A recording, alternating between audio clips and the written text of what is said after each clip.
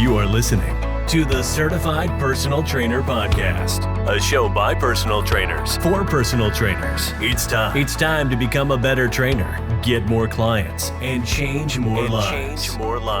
And now, here's your host, the head coach and founder of Fitness Mentors, Eddie Lester. I got you on video. There you are. All right. Hey. Hi, there you are. How are you? Very good. How are you? I'm well and have a productive morning so far. Gotta love that. Yeah, absolutely. So I want to thank you for these little calls. I want to thank you for the call. I really appreciate it. Absolutely. Yeah. No, very, very, very excited to chat with you and looking to help you in any way I can. Yeah, and it's nice to put a voice to the face, like a person in the name and face. So before we get started, let's go ahead and hear a little bit about you, where you're at in your career, and then kind of what you're looking to achieve in that respect. So I'm very much beginner. I got my personal training certification about 3 years ago, but never really did anything with it.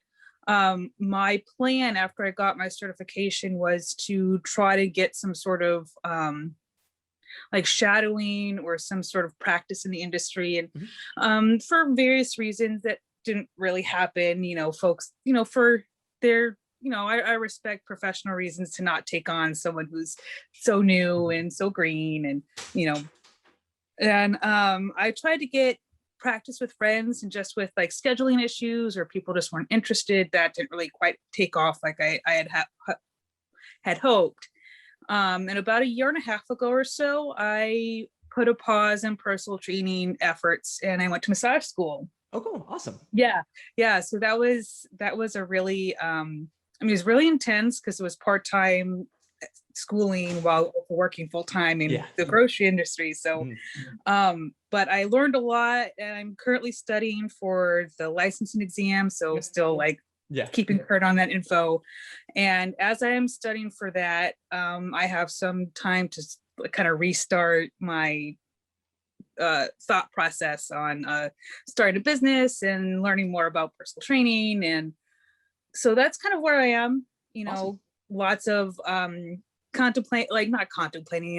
of thinking and kind of like soul searching of where I feel like I fit in as beginner and kind of where I would like to go as a future fitness professional. Yes, fitness and health professional. Yeah. So that's kind of where I am. Is basically still a beginner. So awesome. Yeah, we'll I really like the massage and personal training combo. So congrats on getting those kind of we'll say started in school or about to be finished. That's awesome. Yeah. I thought it was a good combo too. And I've met a few folks just in general and peripheral who have similar combos as well. So it seems like it's a really great fit. Awesome. Great. Well, let's go ahead and get started on some of the questions that you had and we'll kind of go from there. Okay. Yeah. So a lot of my questions kind of have to do with the fact that I am so inexperienced. And so I'm kind of looking for, to kind of backtrack a little bit, I did get started with the online with one of your programs before I started massage school, and I put that on pause. And I'm starting from scratch on that program because part of my soul searching was figuring out like kind of what I wanted to do within the program. And so, kind of looking ahead to some of the assignments, I don't have like transformation examples. I don't have previous practice clients to use as to kind of rely on for some of those assignments. So I was kind of wondering like what would I am trying to like train myself these days. So I'm wondering if that would kind of help with that perspective for some of those assignments. Absolutely. Yeah. So just to be clear, are you in a certified personal trainer course through us or the online trainer course? Yeah. Thanks for that. I am on the online trainer course. Okay, cool. So looking to train clients virtually as well. Correct. Okay, Yeah. cool. Awesome. Yeah. Okay. So yes to your question. Absolutely. I always say that your experience in training yourself is going to be so much of what you're going to apply for your first few or your first clients.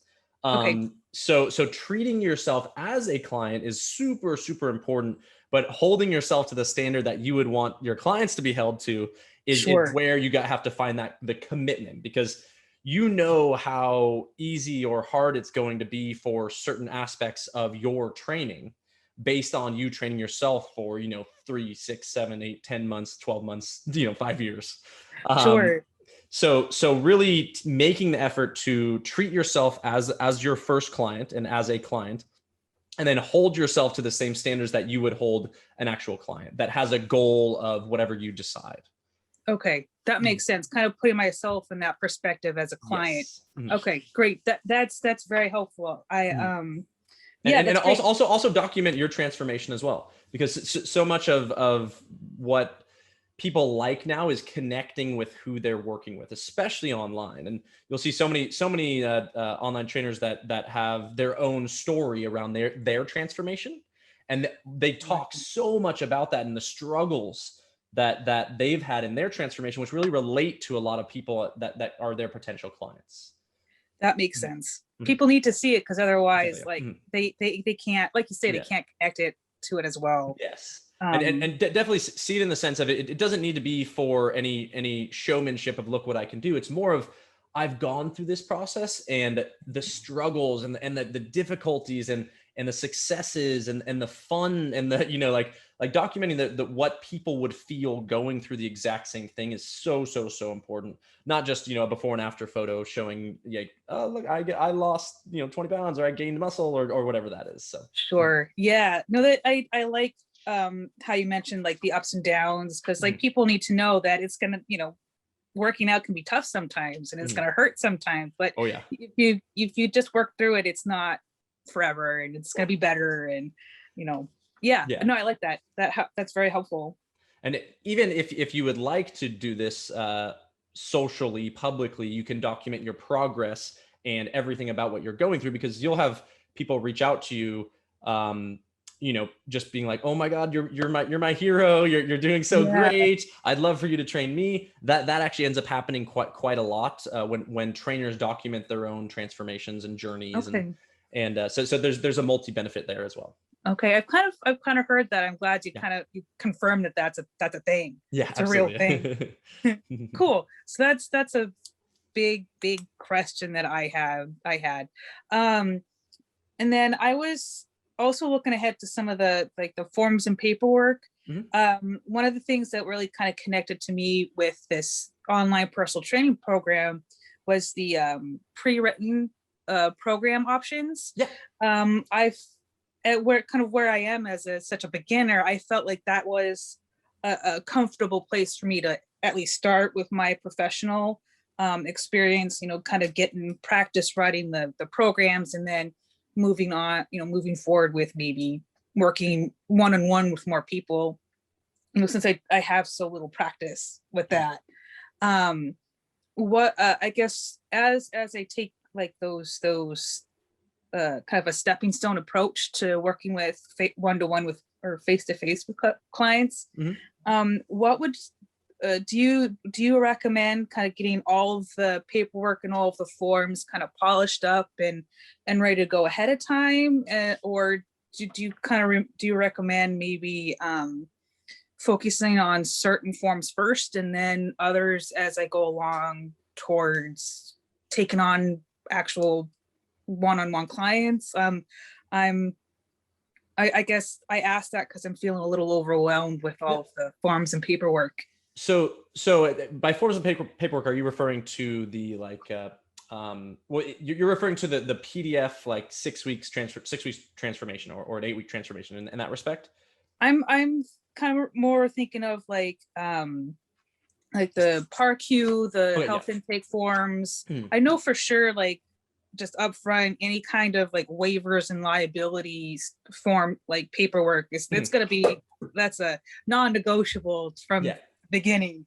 I guess like for me, if I want to focus on like the pre-written, like non-customized workouts from the start, would something like the health history intake or our PAR-Q or like a doctor's release, would any of those make sense to start with? Or so I typically recommend building the program first. Those documents are very easy to come by. They're very easy to create. They'll take an hour at the most, and I'll just copy paste from a PAR-Q form or a medical history questionnaire sort of thing. So I would definitely say focus on the creation of your program as a priority relative to those other documents. Those can easily be added at the end, and they should be added but a lot of times, don't worry about that until you have something that you want to offer, for sure. And just to build on that, because we kind of talked about your first question in this transformation state, there was one of our students that ran, or that created a program of a well, basically what she did was she documented a 6-week transformation of herself.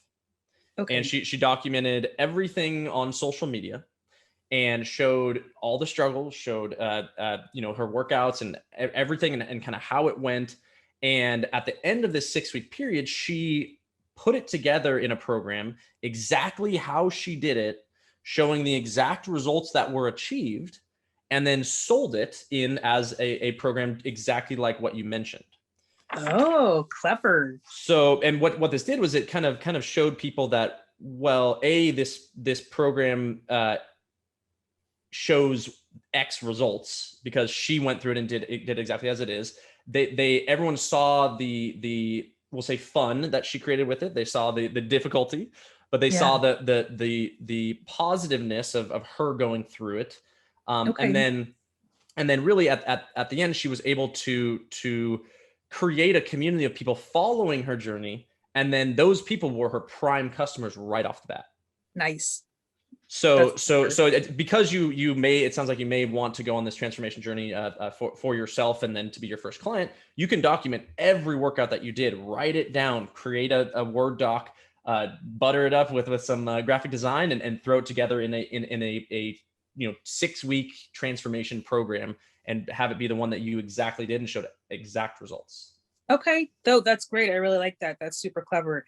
I do have like my own just kind of, that makes me think I have my own personal like Instagram. And then at some point, for some reason, I created a second one because I had trouble signing into it with my new phone or whatever. And so I was thinking like I could use doing that second one into like a professional account and then do it there maybe. So a lot of times with online personal training, you're going to want to keep your personal account as your business account, because you already have the connections of your community within your personal account, and then showing them that you are doing this journey, it shows your commitment to your new profession. And there is, most online trainers don't realize this, but there's a ton of people in your current network right now that would be interested in something that you have to offer, and they already know you. So there's this already pre-connect. Obviously, when you think about scaling as an online trainer and you have a very large following, moving it to a professional or like a fitness Instagram is a step, but always when you're just starting out and getting clients, do all the documenting and all the we'll say content pieces on your personal accounts, whether it be social or Facebook, Instagram, TikTok, whatever. Sure. Yeah. Okay. No, that makes sense. That makes a lot of sense. Yeah, that's great. That actually kind of answers a couple other thoughts or questions I had. So that's great. Sorry, I'm writing that down so I don't forget. So I guess my I have two kind of smaller questions at this point. For progress checks and such, I was at this point, since I don't have a whole lot of upfront money to pay for like a professional like platform tracker like names of professional Online training software you're referring to? Yeah, exactly. I don't have a whole lot of upfront money to be able to afford something, especially since I'm just starting out. I don't have anybody really to make it worthwhile at this point. I'm thinking maybe, do you think in your experience, are there like more affordable options that you would recommend? So in our course, chapter 2, lesson 1, I believe, it's how to start your personal training business completely or online personal training business completely for free using free software. Okay, great. Yeah. So, and that's basically, it's ran through like a Google platform, and I think you get G Suite for $5 a month or something like that. Oh, nice. That's super affordable. Yeah. So, and that includes running all of your programs through like shared Google documents, shared Google Sheets. And then, if you, and then obviously your email is included in all that as well. So. Okay, cool. Yeah, that's helpful because I'll admit, even though I'm a millennial, I am like the least technologically adept person. If it's beyond an email, I don't understand it. It's all over my head. And that's also one quick additional thing is you can also run an entire online personal training business through text message too. Okay. So definitely keep that in mind when you think of like how simple you can make it. The more simple, the better. And a lot of times with online personal training, you need to be very good at communication. So if everything's right through someone's text message button right there, and you're following up with them, 2 to 3 times a day, asking about food intake for accountability, workout program that you delivered via text or put in a Google Sheet and sent a link via text. And then food tracking, workout tracking, and then accountability of, are you getting all of this done? That can all be ran through text message. Great. So simplify. I always give that recommendation for sure. Cool. That's great to know. And then I guess at this point, my last question. I a while back before I moved, I was working with a business coach. She was like just business in general. She didn't have a specific niche like a massage or fitness or food or whatever. But something that I still kind of remember her mentioning is that she thought it would be a good idea to do some beta testing. Would beta testing, any ideas, would that words are hard this morning for some reason, but I guess treating myself as my first client, could that be like a beta testing, if that makes sense? Like if I have an idea for a program or trying something out, trying it on myself, would that satisfy that? Absolutely. So the way that I approach this is market research. And obviously testing the program on yourself and documenting that, like we kind of mentioned, is I think going to be a great pathway for you to gain confidence, as well as show proof gain confidence in yourself, show proof that your program works, and then putting it out there helps people to follow along and maybe potentially participate afterwards. That is, we'll say, a great way to test your program prior to releasing it and launching it. And then when we think about some of the best market research techniques for whoever you want to focus on most, and I always mention niche is one of the most important things. So hopefully you've kind of done some work into thinking who you want to work with. But then going to where that niche hangs out and asking questions, like, and then starting polls. Facebook post that's a poll can easily get some answers for you about that niche. It's like, what's most important to you that, you first-time moms looking to lose baby weight or whatever your niche is, what's most important to you? And then you say, nutrition coaching, a fitness program, all of the above, ease of connecting, what you can always go to where your market hangs out and ask questions to get feedback on exactly what you should be doing. And it's never been easier in the entire history of the world to get feedback from people that you want to train.